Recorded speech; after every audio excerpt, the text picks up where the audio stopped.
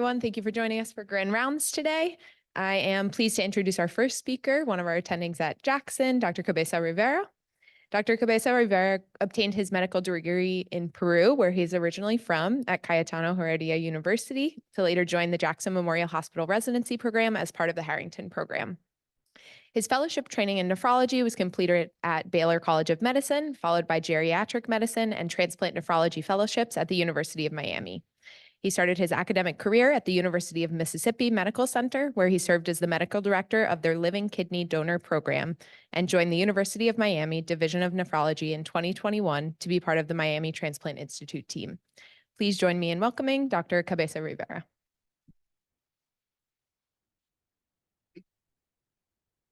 Thank you, Jennifer. All right. Good afternoon, everyone. I'm going to present a case on kidney transplantation, which is the area where I work nowadays.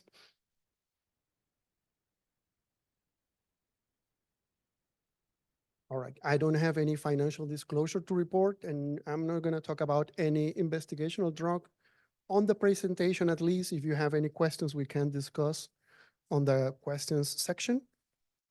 So let's start by reviewing a little question, because I just want you to get an idea of how do you feel or how comfortable you feel at treating patients with kidney allograft. So my question is, what is the most common cause of kidney allograft failure? Number one, diabetic nephropathy. We know that the leading cause of end-stage renal disease in the American population is diabetes. Number two, glomerulonephritis, including de novo glomerulonephritis or recurrent glomerulonephritis. Number three, antibody-mediated rejection. Number four, BK nephropathy, a polyomavirus that cause infections that can lead into graft failure.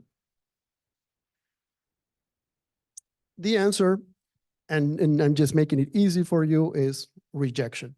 I just wanted to point out that because, you know, and I think that's what I feel you are more concerned when you see a patient with allograft dysfunction, and for a reason, and I think it's reasonable. 50%, or maybe a little bit more if you include the probable cases of AMR, are caused in the long run, I mean, of graft failure cases are caused by antibody-mediated rejections. Other reasons, about 18% based on the series, are related to glomerulonephritis, BK nephropathy, 7%, and other conditions with a little minority.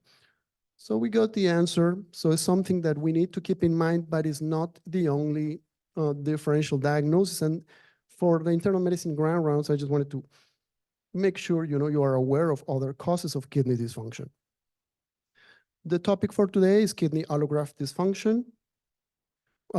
My goals for this talk are for you to understand which ones are the major causes of allograft failure. And I would also like to review the approach or the clinical approach that we have when we face these patients. Okay, let's start reviewing this case. This is a 49-year-old Hispanic male with history of disease-donated kidney transplantation by now 5 years ago, who presents to the emergency room with lower extremity swelling. That was his symptom.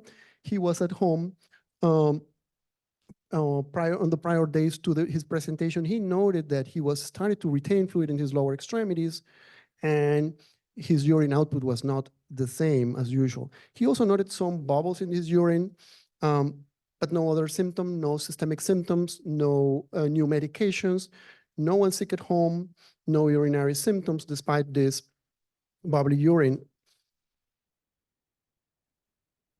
His medical history is interesting. He had a questionable history of glomerulonephritis, not known to us at the time of the evaluation back in 2016. He also had a history of aqueductal stenosis that required a ventriculoperitoneal shunt placement back in 2010. During the procedure, he developed a hemorrhagic stroke with some residual left-sided weakness, not very significant. He also had hypertension, anemia of chronic kidney disease suspected, and vitiligo. Surgical history is not mentioned there, but he also underwent a cholecystectomy and appendectomy. He was originally from Colombia, lived in Arizona for 10 years and moved to Miami in 2018. A year later, he got his kidney transplantation. He works in the flower business, but not really exposed to flowers or farms, fields, or pesticides. He doesn't have any substance abuse history. He lives by himself. He's fully functional. And the family history was non-contributory. He doesn't have any history of family history of kidney disease. On the review of system, he didn't mention anything else other than the initial symptoms of some edema on the lower extremities, some weight gain. His medication list is a pretty short one for someone, for a transplant recipient, but it includes the basic medications, tacrolimus, mycophenolate, prednisone as part of his immunosuppressive regimen, pantoprazole for the chronic prednisone use, and a couple of blood pressure medications. He is on prednisone because of prior history of rejections.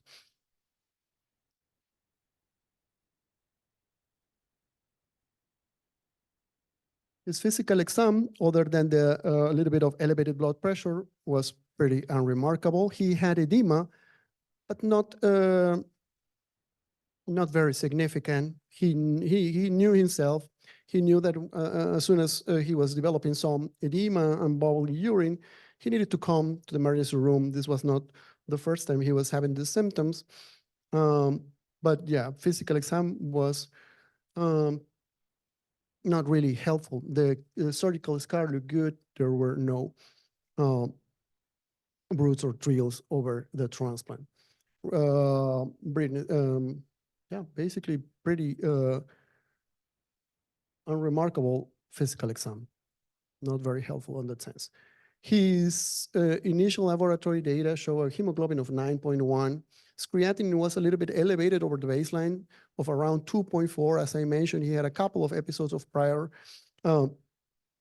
cellular rejection, and it was up to 2.8.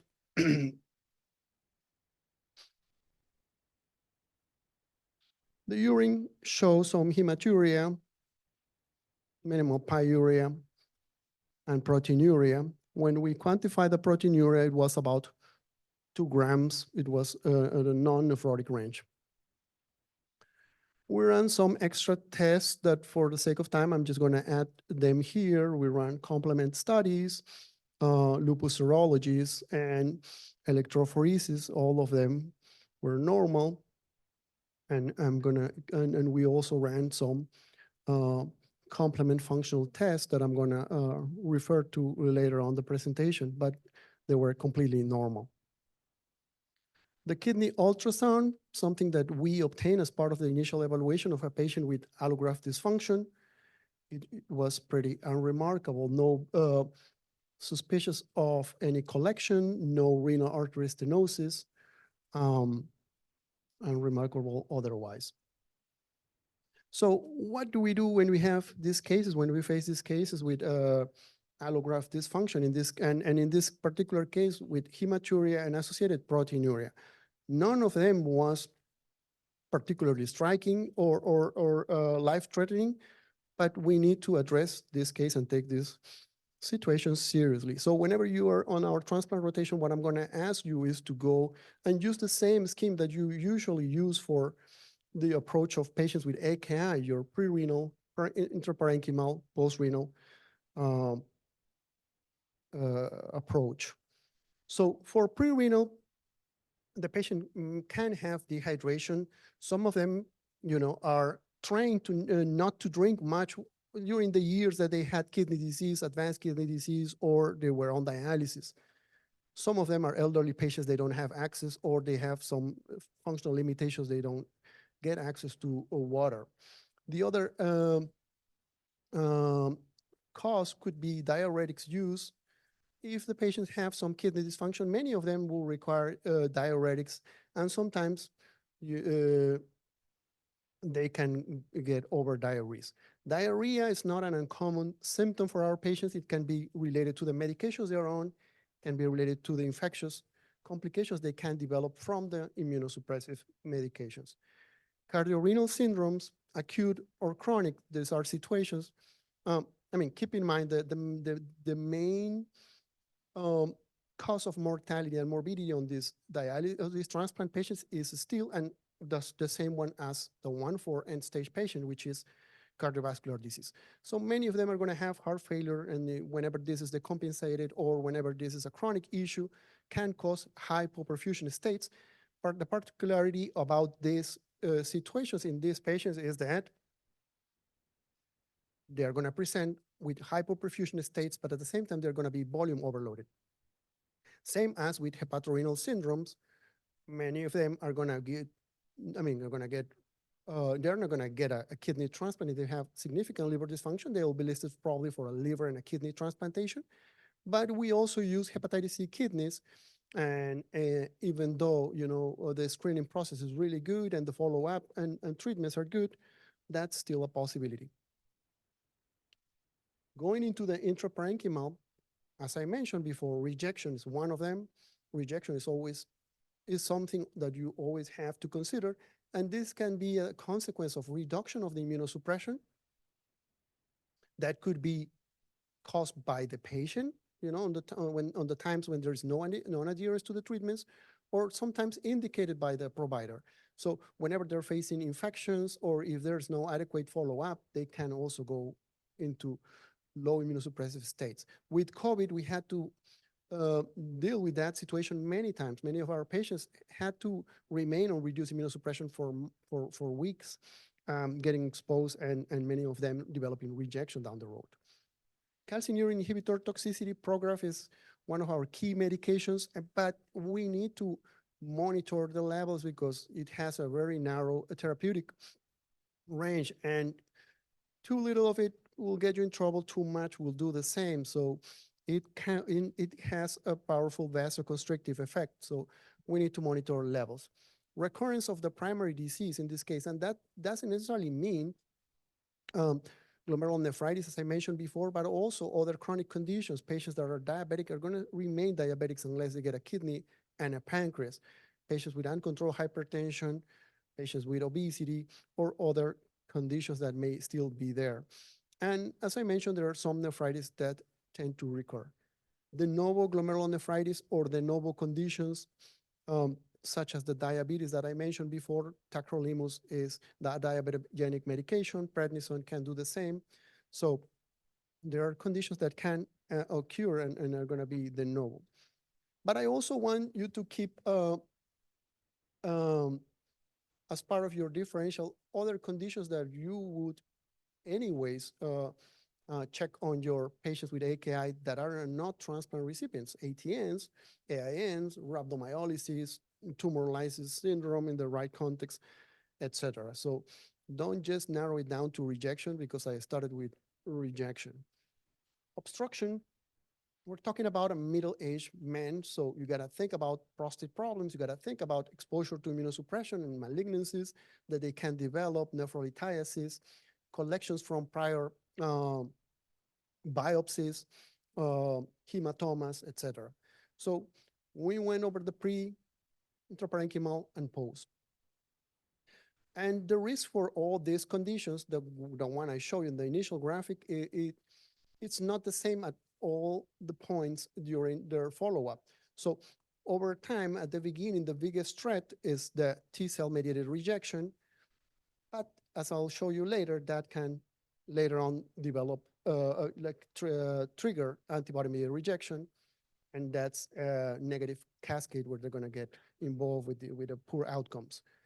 Glomerulonephritis is something that over time, or recurrence of glomerulonephritis, let's say, is something that you will get to see.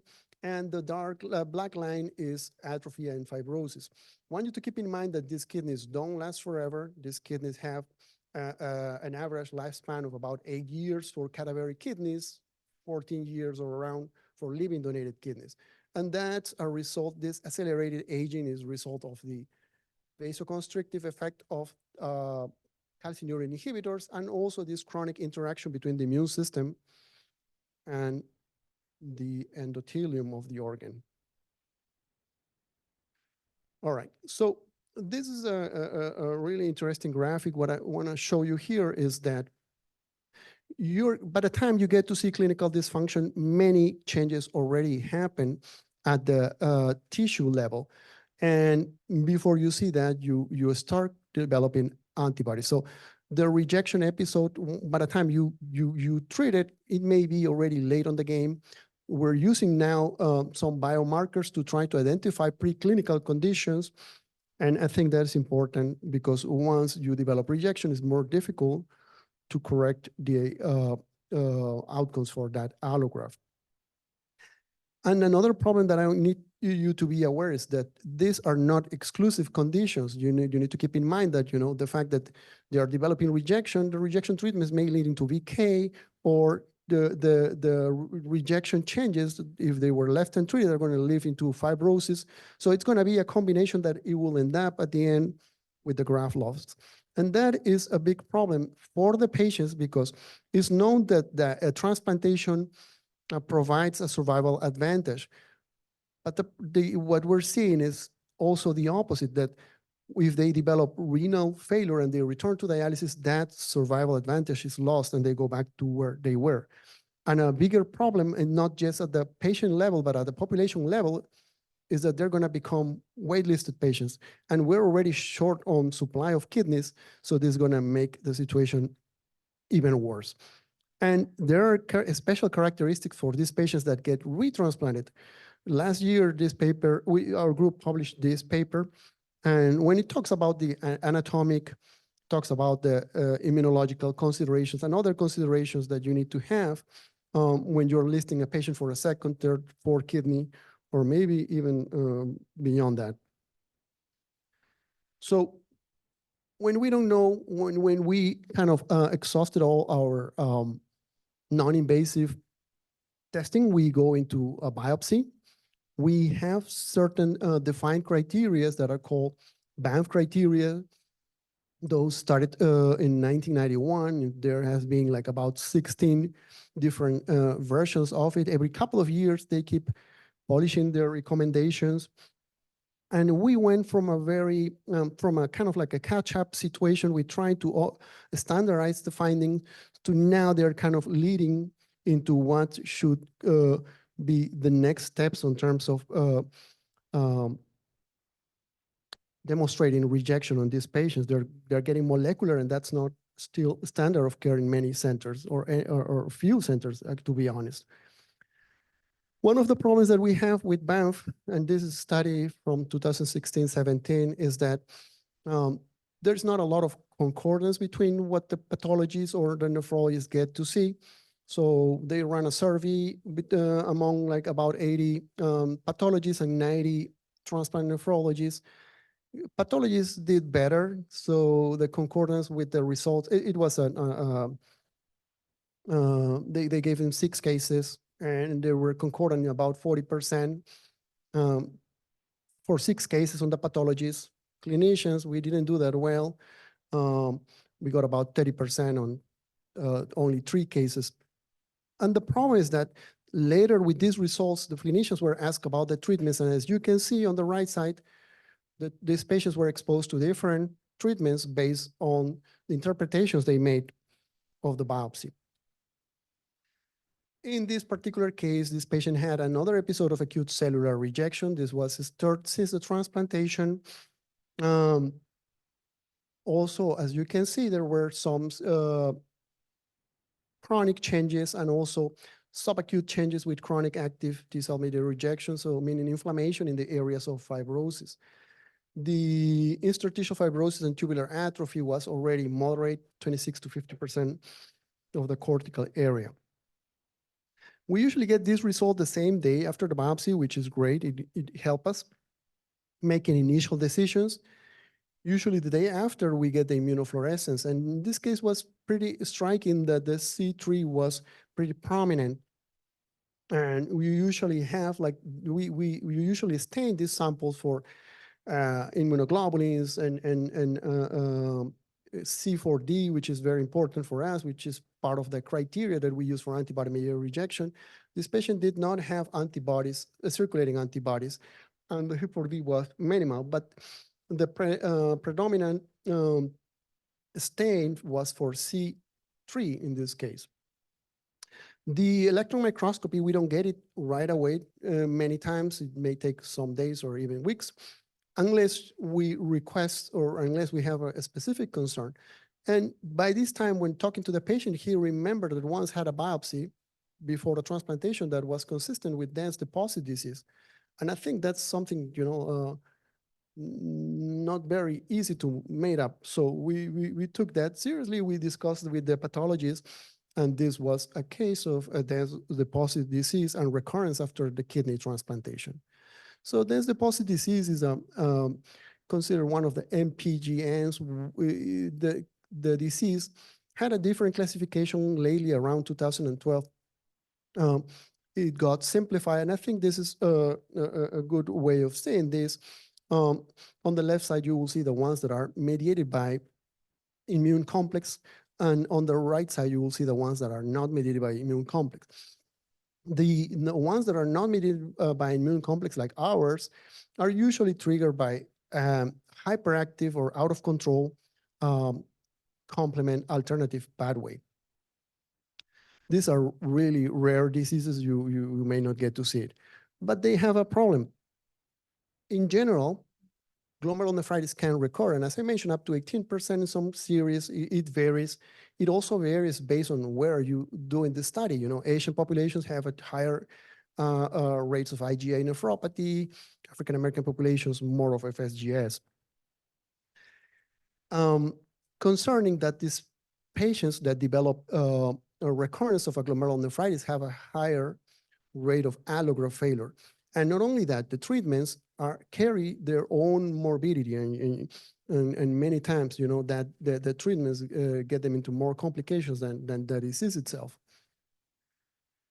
Patients who got a kidney biopsy per protocol, and unfortunately we don't do that, but maybe something that we should take home from this case, have a higher chance of getting diagnosed down the road. And the incidence is also much higher.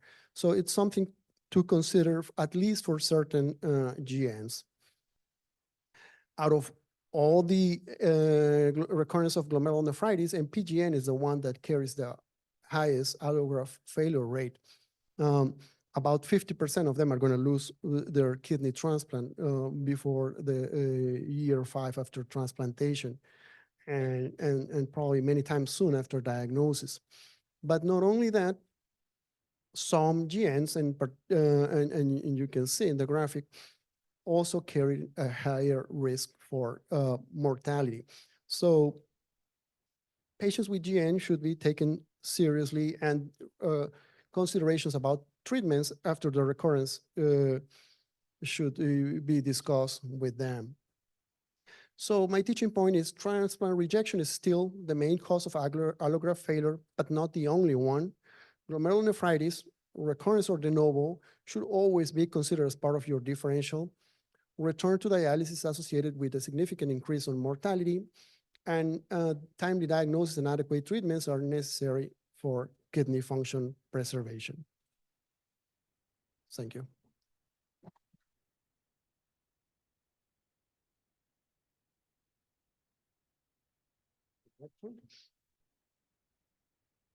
Thank you very much for the very clear presentation.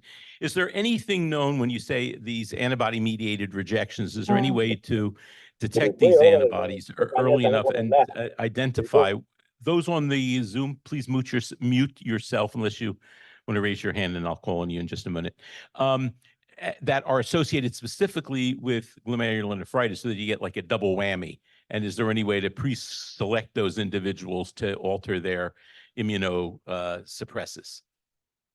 Yeah. So about the antibodies, we have different protocols based on their immunological risk. As I mentioned, sometimes we take patients that are going for their second, third transplantation, different organ, maybe they were liver transplant recipients, lung transplant recipients. So based on that, we do surveillance on their antibodies, and how frequent we have to do that is determined by their immunological risk. The link between antibody-mediated rejection and glomerulonephritis is the stronger link that I know is on membranous nephropathy. So membranous is usually caused by PLA2R antibodies. In this case, sometimes in the transplant patients can be triggered by the immune complex that can be found related to antibodies.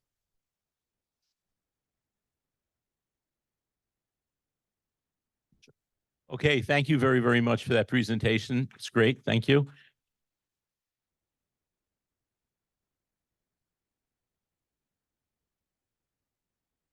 All right. And for our second speaker of the day today, we have Dr. Cody Adkinson. Dr. Adkinson is an interventional pulmonologist in the Division of Pulmonary Critical Care and Sleep Medicine at the University of Miami Miller School of Medicine. He is a graduate of Wright State University School of Medicine in Dayton, Ohio. He completed his internal medicine residency at the University of Miami at Holy Cross Hospital and fellowship in pulmonary and critical care at the University of Miami Jackson Memorial Hospital. He went on to complete a subspecialty fellowship in interventional pulmonology at the Johns Hopkins Hospital and has been faculty at the University of Miami Miller School of Medicine since 2022. He is the director of interventional pulmonology at Jackson Memorial Hospital, the director of bronchoscopy simulation, and also teaches internal medicine residents on the inpatient procedure team. Please join me in welcoming Dr. Atkinson.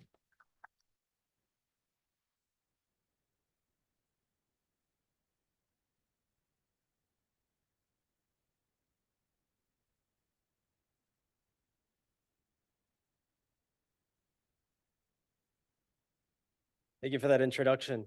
So my case presentation today, I've labeled the music of the airways, and I think you'll see why. I think there's a lot of parallels between the airways and musical instruments. Oh.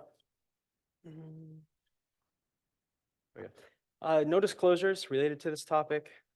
My objectives, I want to review a real life case where recognition of airway sounds led to a critical and timely diagnosis.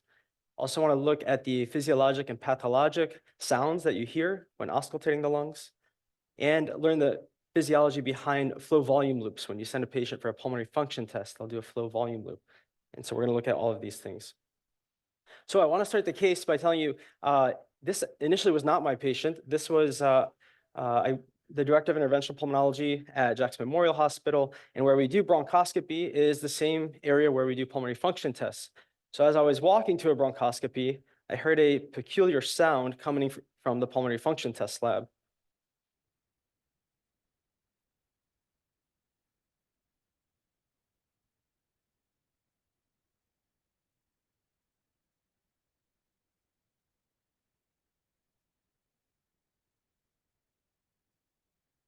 So that sound to me was as a red alert.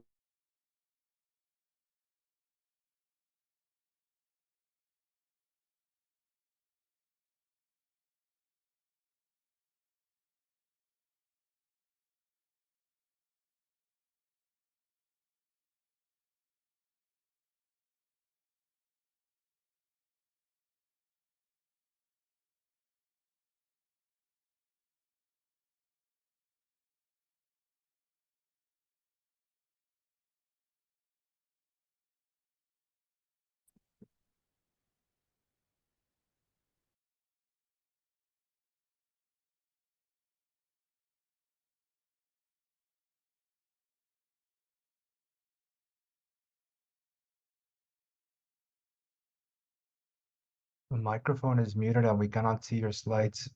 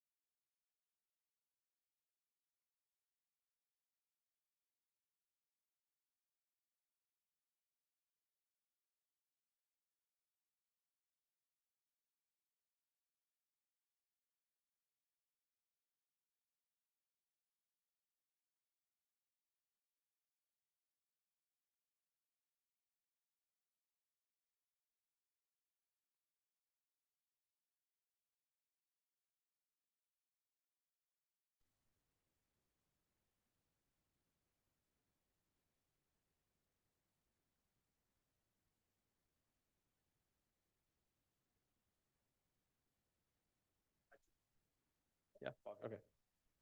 Yeah, all right, thank you.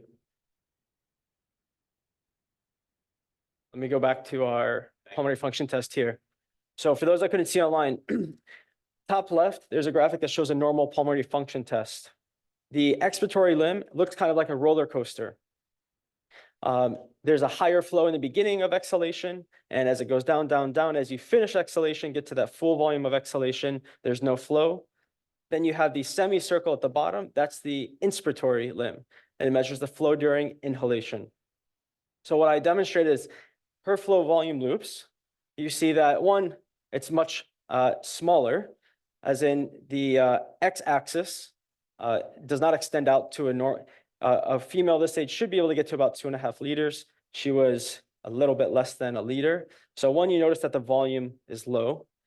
Now, if you look at the morphology of the positive y-axis and negative y-axis, you see the positive side actually has kind of that normal roller coaster look to it. At the bottom, the negative y-axis, you see that it doesn't have that normal semicircle. It's cut off. It's almost a straight line in some of these. And so that would be a variable extrathoracic obstruction. And when they put a scope down through the nose and looked at the vocal cords, they could see that there was this obstructing mass over the vocal cords. So the patient, what you heard was stridor. And what is stridor? It's a high-pitched noise. It's caused by turbulent airflow, usually on inspiration. The reason it's on inspiration is because of the difference in pressure changes during inspiration and exhalation and where you're at in the airways. So you think of when you inhale, what happens first? The diaphragm contracts. It moves down, creates negative pressure in the intrathoracic airways, right? As the negative pressure, a negative intrathoracic pressure, that causes the intrathoracic airways to actually expand. That negative pressure in the extrathoracic airways, when you get to the trachea, that negative pressure relative to atmospheric pressure causes the trachea to actually constrict a little, even in normal people. It doesn't become relevant unless there's something obstructing, then it's going to get much worse during inspiration. And that turbulent airflow during inspiration is what we call stridor. Now on exhalation, the diaphragm moves up. It causes increased intrathoracic pressure. Those intrathoracic airways will actually constrict some. This becomes relevant if you have small airway disease like COPD, asthma, because it's going to be worse on exhalation. You're going to have worsening obstruction and hear that wheezing sound. However, when you get to the extrathoracic airways, the trachea, during exhalation, that pressure is higher, and the trachea actually expands during exhalation because the pressure is higher in the trachea compared to atmospheric pressure. So that's the whole physiology behind flow volume loops and how you can locate an obstruction based on stridor, wheezing, or using flow volume loops. So why is stridor an emergency? Why did we send this patient to the ICU? Because when you have stridor, it's indicating that the extrathoracic airways are partially obstructed. That could be the posterior pharynx, supraglottic space, the vocal cords, the glottis, which is between the vocal cords, or the subglottic to mid-trachea, anything from the sternal notch up. So these patients should be in a high acuity monitored inpatient setting because their airway is closing. And by definition, this is a difficult airway. There's something somewhere along that path of where if this patient would need to be intubated, you'd have to navigate around it or try to get an endotracheal tube in. So by definition, it's a difficult airway when the patients have stridor. The other thing to remember is our conventional metrics of severity of respiratory failure, talk about hemoglobin oxygen saturation, partial pressure of carbon dioxide in the blood. These are not reliable indicators because it's not a problem with ventilation. It's a problem with flow. And you don't want to wait until a patient desaturates because they usually don't desaturate until right before death. They have to basically have a low volume, which you saw this patient's volumes were starting to get low, which is why we thought this was absolutely an emergency. And if you think of it like your ABCs, right? Airway, breathing, circulation. Airway's first. Breathing's your saturation, right? But airway is first. If that airway is blocked, that automatically is an emergency. So I realize most of you here are not in pulmonary and critical care, but this relates to every specialty. And if you're primary care, all of these, right? You can see, if you look at your specialty, there's a condition in your specialty that can cause stridor. I can highlight a couple here. So, if you're in allergy and immunology, angioedema, right? If you're in, let's say, critical care, we deal with post-extubation stridor, where there's some type of laryngeal trauma from intubation, and then when we extubate, all of a sudden they have stridor. If you do, let's go rheumatology, there's certain conditions that can cause inflammation and masses in the airways that are related to the inflammation. Relapsing polychondritis, GPA are the classic ones. So really, every specialty, you should be able to recognize stridor. And it's something that you may only need to know once in your career, but it's going to save someone's life.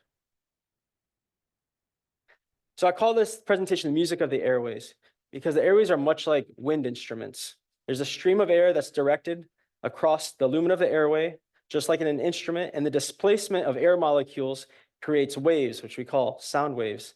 Those sound waves or vibrations can change their pitch depending on how long the wavelength is. So you can get higher pitches by a shorter instrument. In the same way, the pitches in the lung will get higher as you go from longer airway, listening down in the periphery of the lung, up to the trachea, which is shorter. So I give this graphic just to show you this is a wooden flute, and that's like a sagittal view of a wooden flute. And you can see that the idea is as airflow goes into the flute, there's a part that cuts the air. There's it's called a splitting edge, and it creates the displacement of air molecules, which creates vibrations and sound waves. And then you can cover with your fingers the holes to determine how big the wavelengths are. And as you cover more holes, the pitch is higher because the wavelength is shorter. So this is going back to medical school for most of you, but these are the normal airway sounds. When you listen and auscultate the lung, you hear normal sounds, but where you are listening depends what sound is normal. So and these sounds change as you go from distal airways to more proximal. Remember, I said you're making the instrument shorter, so the pitch actually increases.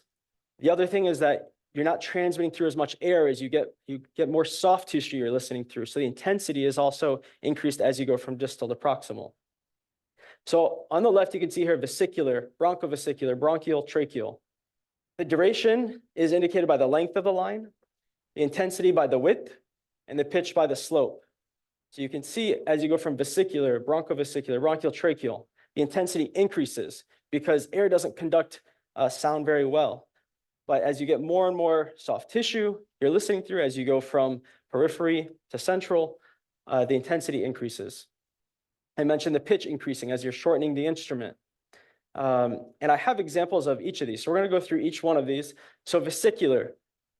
You normally hear vesicular breath sounds in these locations, your normal auscultation locations, right? Anterior chest, posterior chest, in the more peripheral areas where you're listening. So it sounds like this.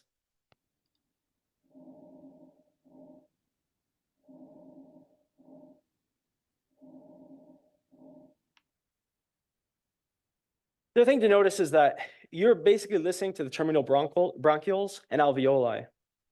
So on inspiration, it's a lot longer than exhalation because that air is out of those, the air that's moving comes out during the first part of exhalation. The late part of exhalation is all the conducting airways, which you aren't going to hear when you're listening peripherally. So you see that the inspiration is actually longer. So as you get more central now you're listening between the first and second intercostal spaces, interscapular area. It's what's called bronchovesicular. You get an even inspiration, expiration time, and the pitch starts to increase a little bit.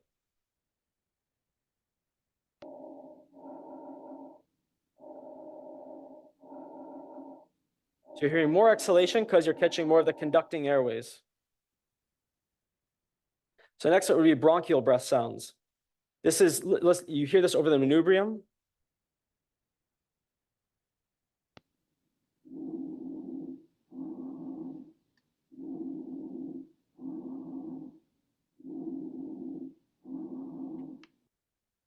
And then last would be tracheal breath sounds that you would hear over the trachea. And these are, so each one, you'll hear it gets a little higher pitch and more intensity.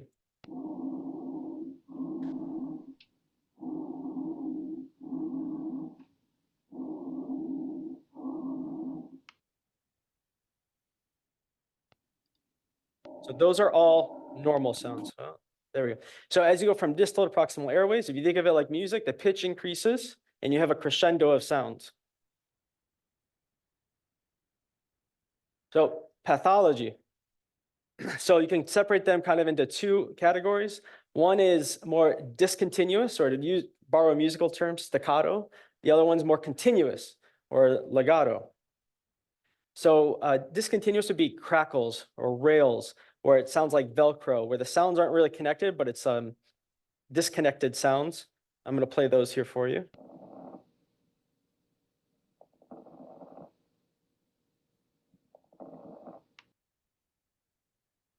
And then continuous, wheezes and rhonchi.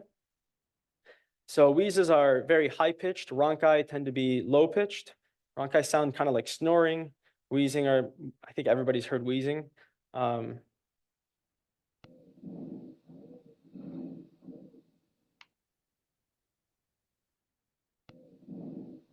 There's your wheezing, which is usually heard on exhalation because those intrathoracic airways are smaller during exhalation. And then this is rhonchi.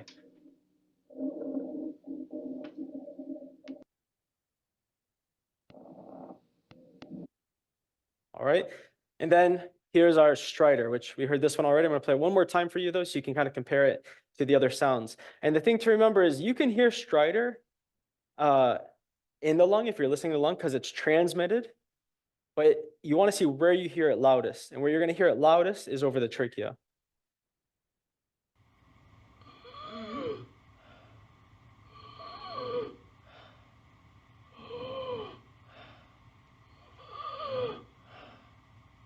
And you can create stridor yourself by adducting the vocal cords. You can partially obstruct the glottis, and you'll create turbulent airflow that creates that sound of stridor. So flow volume loops. The way that works is a patient has a mouthpiece. They plug their nose. They use a nose plug, and then they are breathing in and out, and it's measuring the volumes of exhalation, inhalation, and the flow that's generated.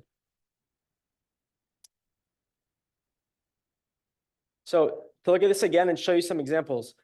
Normal flow volume loop. Exhalation looks like a roller coaster. Inhalation looks like a semicircle. This one here, the first one, you see that the inspiratory limb is truncated. It's flat. So if it's on inhalation that we lose normal flow, the obstruction must be in the extrathoracic airways. That's how we were able to locate with this. We heard stridor, and the flow volume loop just confirmed kind of what we already knew, that there must be an extrathoracic airway obstruction. Second one, you see that the expiratory limb is cut off. So that's an intrathoracic obstruction, and that's going to be somewhere in the big airways. You see here, you can get it where both limbs are cut off. That's usually when there's really bad stenosis, especially vocal cord dysfunction can cause this, where the vocal cords adduct and you're not getting good flows either on inhalation or exhalation. The next two down here, you see early airflow obstruction, airflow obstruction. It's the middle airways here that have a low flow, and that's caused by small airway disease, COPD, asthma, bronchitis can cause it. Usually bronchitis doesn't because they're bigger airways, but bronchiolitis especially can cause it. And the only difference between this one and this one here is that one is worse and you're not achieving that peak expiratory flow. And then lastly, you see that if the volume is less, it just moves your x-axis closer, which we saw with our patient as well. And that would be showing you that the patient's taking less volume in the lung, which we would call a restrictive lung disease. So again, here's her flow volume loop. You see the inspiratory limb morphology is cut off. Expiratory limb morphology is normal. So conclusion of this case. So this patient ENT, this was actually an emergent case, took her to the OR. They were able to get a small endotracheal tube, a size 5, around the lesion, intubate the patient, and then they were able to cut off this mass and then use, it's a KTP laser, it's a very fine laser, to resect the residual pieces of that mass that were on the vocal cords. Pathology came back with squamous mucosa with high-grade dysplasia. This is considered a precancerous or squamous carcinoma in situ. Laser resection is considered definitive therapy, and then she'll just need follow-up because these are hard to see recurrence on a CT, so she'll need a scope every couple of months for the first year, and then they can extend that out. To show you, just real quick, this is a sagittal view of her CT. Actually, the vocal cord mass was not called initially, but if you look, you can actually see it. But that's why it's important to, you knew from the sounds there's something there.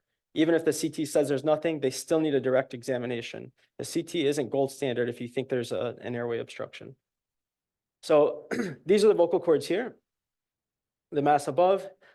The first centimeter of the trachea is what's called the subglottic trachea. So anything there above, that's where ear, nose, and throat surgeons, that's what they would deal with. Interventional pulmonology, we're subglottic space and below. Here it's out of plane, but would be the sternal notch. So your intrathoracic airways would be anything sternal notch down, extrathoracic sternal notch up.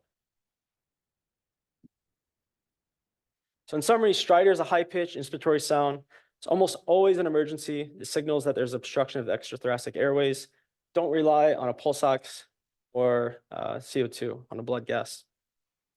Vesicular, bronchovesicular, bronchial, tracheal breath sounds can be normal, or they can be pathologic. If you hear tracheal sounds in when you're listening to the periphery of the lung, that can be a pathology. Stridor is typically heard on inhalation, wheezing on exhalation, and flow volume loops can help you localize where the obstruction is, and it can differentiate small airway disease like COPD, asthma from obstruction of the airways, like the tracheal obstruction that I demonstrated. Here's my references. The charts you saw about lung sounds come from the Bates Guide to Physical Examination and History Taking, which I highly recommend. And then if you're interested in pulmonary physiology, West Respiratory Physiology is a very good resource.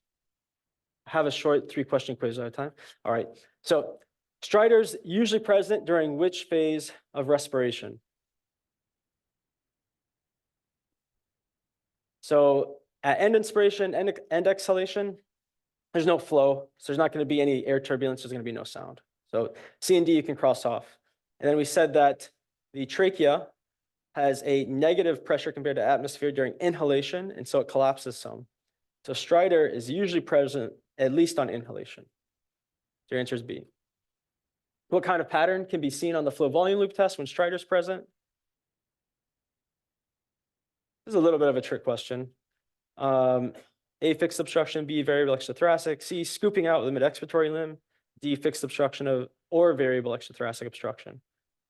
So you can cross out C, scooping out of the mid-expiratory limb, that's going to be COPD, asthma, small airway disease. A and B can both cause stridor. Your answer is D. And lastly, which lung sounds present during normal auscultation of the peripheral lung? A, adventitious breath sounds, B, bronchial breath sounds, C, tracheal breath sounds, D, vesicular breath sounds. So adventitial, think you're adding to normal breath sounds. Those are pathologic. That's your rales, wheezing, rhonchi. Bronchial breath sounds, that's when you're listening more central in the lung. Tracheal, obviously you're listening over the trachea, so it's going to be D, vesicular breath sounds. Thank you very much. Thank you, Dr. Atkinson. It's good to know that the stethoscope will not go the way of the ophthalmoscope anytime soon, at least among internal medicine residents. Keep hold of your stethoscope, please. And this was a very great, I enjoyed your presentation very much. It brings back to basics what we really should all know and be attentive to. And anybody who's a parent always listens to their child who has this stridorous breathing in the middle of the night, and you worry, what did they swallow with foreign body? But in this particular patient that you presented, were there any predisposing factors that would have been clear in the history that we should have worried about in terms of her polyp? Yeah, so the smoking history is going to increase your chance of cancer anywhere along the respiratory tract. That was the big one, the smoking history. There were some things that kind of didn't fit. Like she got better with steroids, but then it's like, well, most people, anything gets a little better with steroids. So there was this like misdiagnosis of COPD where we didn't see COPD on the expiratory limb on the flow volume loop. So we believe this was all due to the mass. And, it was something that if she would have had a PFT earlier, if someone was attentive, they could have caught it. But it was caught kind of just in time. Thank you. Well, I want to thank both our speakers today for very enlightening grand rounds. I want to remind everybody to look on the chat to get the link for your MEC and MOC credits. And have a great week, and I look forward to seeing you all next week.